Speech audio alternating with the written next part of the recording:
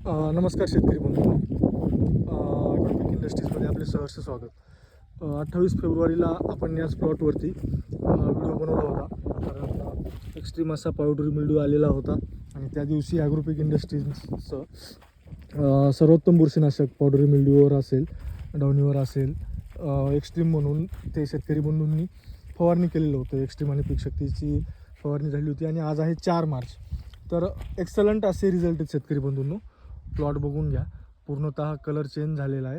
आणि हे आता हा पहिला स्टेपमधला पावडरी मिल्ड्यू म्हणजे बुरी, आणि हे नवीन आलेली पानं बघा, डंकही नाही त्यावर, साधा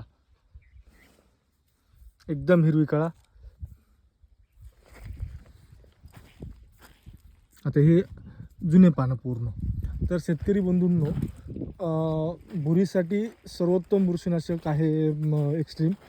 टाकीला 40 ml घ्या आणि तिसऱ्या दिवशी तुमची बुरी पूर्णतः गायब होईल.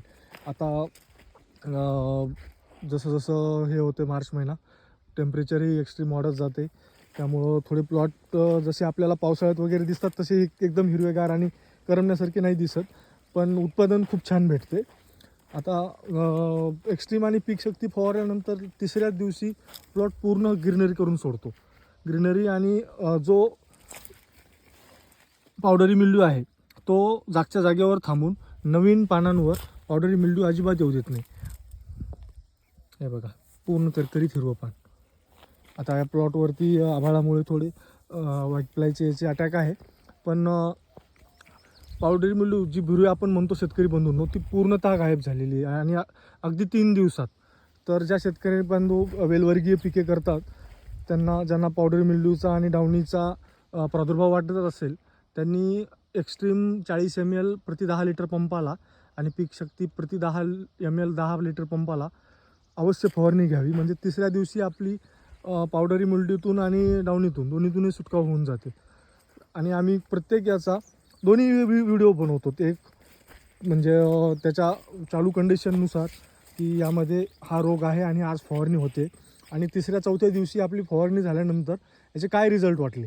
कारण ॲग्रोटेक इंडस्ट्रीज पूर्णतः रिझल्ट घेतल्याशिवाय कोणतंच औषध बाजारातही आणत नाही आणि विनाकारण हे पण करत नाही.